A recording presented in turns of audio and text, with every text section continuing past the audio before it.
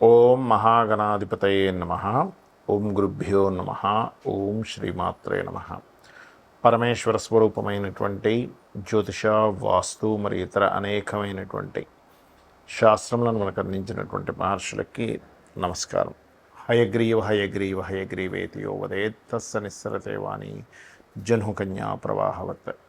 అరుణాం కరుణాతరంగితాక్షీం ధృతపాశాంకుశపుష్పబాణచాపాం అనిమాదిభిరావృతాం మయూకైః అహమిత్యేవ విభావయే భవానీం. శ్రీమాత్రే నమః. ప్రేక్షకులకి లలితాంబిక అమ్మవారి యొక్క అనుగ్రహం పరిపూర్ణంగా కలగాలని మనస్ఫూర్తిగా కోరుకుంటూ మనం ఈరోజు శని మరియు రాహువుల యొక్క కలయిక రాబోతుంది. మార్చ్ ఎండింగ్ నుంచి, అంటే ఆల్మోస్ట్ ఏప్రిల్ స్టార్టింగ్ నుంచి కూడా మార్చ్ ఎండింగ్లో మారుతున్నారు. 31వ తేదీ దగ్గరలో శని రాహు దగ్గరికి వెళ్ళి కలుస్తున్నాడు. ఈ శని రాహువులు ఇద్దరు కూడా మనకి మీనరాశిలో కలిసి ఉన్నందుకు ఇది ఏప్రిల్ మరియు మే, పూర్తిగా ఏప్రిల్ మొత్తము మే మొత్తము కలిసి ఉంటారు. 2 నెలల పాటు ఉండేటువంటి ఈ కలయిక వల్ల ద్వాదశ లగ్నముల వారికి, లగ్నం తెలియని వారు రాసి చూసుకోండి, వారికి ఎటువంటి ఫలితములు జరగనున్నాయి, ఏ విషయాల పట్ల జాగ్రత్తగా ఉండాలి, మరియు ఈ గోచారం దేశాల మీద లేనట్లయితే మిగతా వాటి మీద ఎలాంటి ప్రభావం చూపిస్తుంది అనేటువంటి విషయాలు చెప్తుంది. నేనైనప్పటికీ కూడా చెప్పిస్తుంది సాక్షాత్ లలిత అమ్మవారిగా భావిస్తూ ఒక్కొక్క లగ్నం గురించి మనం తెలుసుకుందాం. మిథున లగ్నము, మిథున రాశి. మిథునం వారికి కనుక చూసుకున్నట్లయితే దశమ స్థానంలో శని రాహువుల యొక్క సంబంధం కలిగింది. సో ఎప్పుడైతే ఈ దశమ స్థానంలో శని రాహువుల యొక్క సంబంధం కలిగిందో ఇది వృత్తి స్థానంగా చెప్తారు.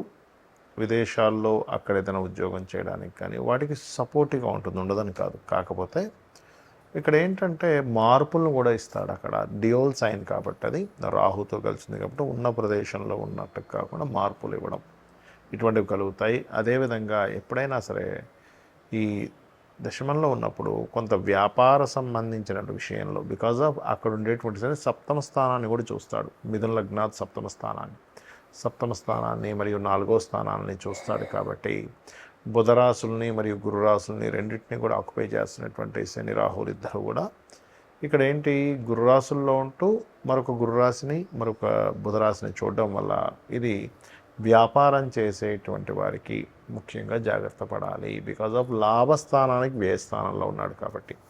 అలాగే కొన్ని అగ్రిమెంట్స్ చేసేటప్పుడు కూడా ఎటువంటి వాటికి అగ్రిమెంట్స్ చేస్తున్నాము ఏంటనేటువంటిది ఒక ప్లానింగ్తో వెళ్ళవలసిన పరిస్థితులు ఉంటూ ఉంటాయి. కాకపోతే దశమంలో కూడా పాపగ్రహాలు మంచిదే కాబట్టి ఏదైనా సాఫ్ట్వేర్ రంగాల్లో ఉండేటువంటి వారు ఇవాళ రేపు మనకు చూడండి ఏఐ బాగా డెవలప్ అయింది కాబట్టి ఆర్టిఫిషియల్ ఇంటెలిజెన్సు కొన్ని ఈ ఆధ్యాత్మిక రంగంలోనే కొన్ని సాధనలు చేస్తుంటారు. అటువంటి సాధనలు చేసేటువంటి వారికి కూడా ఈ దశమ స్థానంలో ఉన్నటువంటి శని రాహువులు మంచి ఫలితాలు ఇస్తారు, అందులో ఎటువంటి సందేహం లేదు. అలాగే మీరు మీ యొక్క జీవిత భాగస్వామి పేరు మీద విదేశాల్లో ఏదైనా ప్రాపర్టీ కొనుగోలు చేయడము, లేనట్లయితే మీ యొక్క సంతాన సంబంధించిన అంటే మీ అమ్మాయి కావచ్చు అబ్బాయి కావచ్చు వాళ్ళకి విదేశాల్లో ఏదైనా ఉద్యోగ అవకాశాలకి కూడా ఈ యొక్క శని రాహువులు ఖచ్చితంగా మీకు అనుకూలతలు ఇస్తాయి. కాకపోతే గతంలో ఏవైతే మీరు ఏదైతే ప్రాపర్టీ కొని కొంత లిటికేషన్స్లో ఉందో ఆ లిటికేషన్స్లో ఉన్నటువంటిది ఏదైతే ఉందో ఒక మిరాకిల్ లాగా క్లియర్ అవ్వడం అనేటువంటిది కూడా ఈ కాంబినేషన్ అనేటువంటిది ఇస్తుంది. అయితే మీరు గణపతిని మరియు దుర్గాదేవిని ఎక్కువగా ఆరాధించడము, మరియు శని రాహు కేతు గ్రహాల దగ్గర దీపారాధన చేయడము, గోవులకి 4 ఉండలుగా బెల్లము మరియు అందులో కొంతవరకు గ్రాసము కలిపినటువంటి బెల్లము 4 ఉండలు గోవుకు తినిపించినట్లయితే అన్ని విధాలా మీకు బాగుంటుంది. మరియు ఉద్యోగ సంబంధించిన విషయంలో ఇబ్బంది కలగకుండా ఉండాలంటే ఓం మాణిక్య మకుటాకార జానద్వై విరాజితాయ నమః అనే నామస్మరణ చేయండి, అన్ని విధాలా బాగుంటుంది.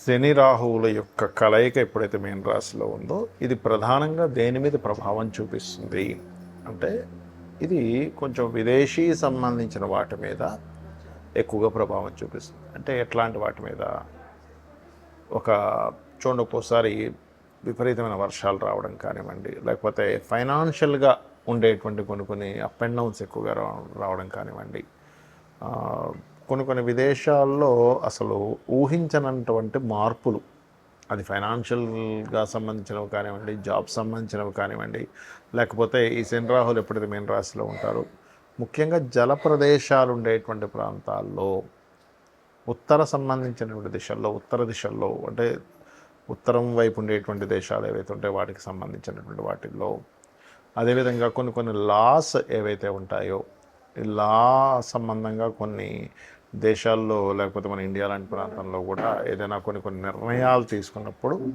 కొంత మత సంబంధించినటువంటి కల్లోలు ఏర్పడము, ఇట్లాంటివి శని రాహుల యొక్క కలయిక ఇస్తూ ఉంటుంది. అదేవిధంగా ఈ శని రాహుల కలయిక జరిగే ముందు మనకి ఈ ఉగాది వస్తూ అక్కడి నుంచి షష్టగ్రహ కూటమి ఏర్పడి అక్కడి నుంచి అట్లా ఆ గ్రహాలన్నీ కదిలిపోయి వస్తుంది. కాబట్టి మీన రాశిలో ఎప్పుడైతే ఇన్ని గ్రహాలు కలయికై దాని తర్వాత శని రాహులు రెండు మిగులుతున్నాయో, ఇది పర్టికులర్గా ఏంటంటే అనేకమైనటువంటి వృత్తులు వ్యాపారాలు ఏవైతే ఉన్నాయో అనేకమైన వ్యాపారాల్లో చాలా చేంజెస్ తీసుకొస్తుంది ఈ కలయిక అనేటువంటి. చూసుకున్నట్లయితే మీరు చూస్తూ ఉండొచ్చు కావాలంటే ఇది.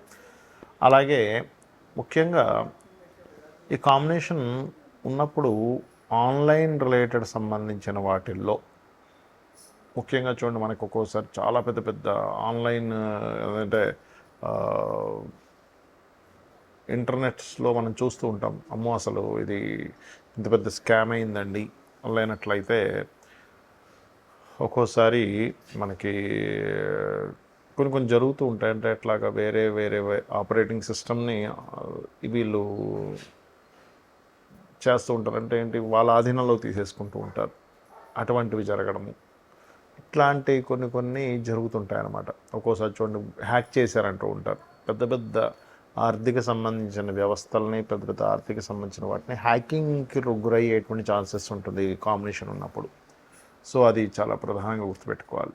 అయితే ఇక్కడ మరి కొంతమందికి డేట్ ఆఫ్ బర్త్ కానీ, టైం కానీ, ప్లేస్ కానీ ఉండదు. మరి అలాంటి వాళ్ళు ఏం చేయాలి ఈ శని రాహుల యొక్క కలయిక ఉన్నప్పుడు? అంటే ఇది అందరికీ బ్యాడే ఇవ్వాలంటూ లేదు, కొంతమందికి మంచి కూడా చేస్తుంది. అంటే ఉదాహరణకి మీ జన్మలగ్నం నుంచి ఉదాహరణకి 3వ స్థానము లేదా 6వ స్థానము లేనట్లయితే 11వ స్థానంలోనూ ఉన్నారనుకోండి, అది మంచిది చెప్పాలంటే. అంటే అదొక 2 పాపగ్రహాల యొక్క కలయిక మంచి ఫలితాలు కూడా ఇస్తుంది, ఇవ్వదని కాదు. మరి date of birth, time of birth, place of birth కూడా లేదు, అప్పుడు ఏం చేయాలి? సింపుల్గా ఏం లేదు, ఈ 2 నెలల కాలము కూడా చండీ పారాయణం చేయండి. ఎవరైనా సరే చండీ పారాయణం వినడం కానీ పారాయణం చేసుకోవడం కానీ చేయాలి, ఒకటి. రెండవది ఏమంటే నాకు చండీ పారాయణం చేసుకునేంత శక్తి లేదు అని అనుకునేటువంటి వారు ఓం దుమ్ దుర్గాయ నమః నామము లేదా ఓం చండీ దేవతాయై నమః అనేటువంటి నామం చేసుకోవచ్చు. ఎందుకంటే ఈ రాహు అనేటువంటిది పొగ, ఈ రాహు అనేటువంటిది ఇన్ఫెక్షన్స్, ఈ రాహు అనేటువంటిది కనబడకుండా ఉండేటువంటి లక్షణాలు కలిగినటువంటిది రాహు. ఛాయాగ్రహాలు అంటూ ఉంటారు, నోట్స్ అంటూ ఉంటారు.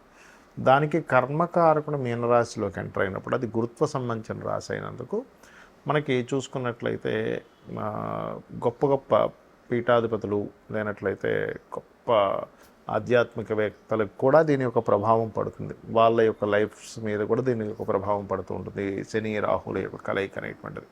కాబట్టి ఎవరైతే ఈ రాహుకు సంబంధించినటువంటిది, అదేవిధంగా శనికి సంబంధించిన జపం చేయించుకోవడము, లేకపోతే ఈ 2 గ్రహాల దగ్గర దీపారాధన చేయడము, మరియు ముఖ్యంగా గో సంపద, గోవులకు సంబంధించిన విషయంలో కూడా ఈ శని రాహువుల ప్రభావం పడుతుంది. కాబట్టి చాలా జాగ్రత్తగా ఉండాలి. అలాగే మరొక విషయం ఏంటంటే, ఇక్కడ మీకు జన్మజాతకంలో మీ పర్సనల్ చార్ట్లో ఎవరికైనా శనిలో రాహు కానీ, రాహులో శని కానీ జరిగేటప్పుడు మరింత జాగ్రత్తగా ఉండాలి. ఎందుకంటే ఈ కాంబినేషన్స్ ఎవరికైనా మాకు శని మహర్దశలో రాహు అంతర్దశ నడుస్తుందండి, రాహులో శని నడుస్తున్నాడు, లేకపోతే ప్రత్యంతర దశలు అంటారు, అంటే దశాభుక్తి అంతరము ఆ 3rd స్టెప్స్లో పర్టికులర్గా జరిగినప్పుడు ఆ పర్టికులర్ టైంలో ఏంటంటే కొన్ని నిర్ణయాలు తీసుకునేటప్పుడు డెసిషన్స్ అంటూ ఉంటారు. డెసిషన్స్ తీసుకునేటప్పుడు కాస్త జాగ్రత్తగా డెసిషన్ తీసుకోవాలి. ఇక మీరు ఈ యొక్క కలయిక ఉన్నంతకాలము కూడా వీలైనంత మటుకు రెగ్యులర్గా ఆలయాలకు వెళ్ళొస్తూ ఉండండి. చేసినట్లయితే మీ మీద ఎటువంటి ప్రభావం ఉండదు. శ్రీమాత్రే నమః.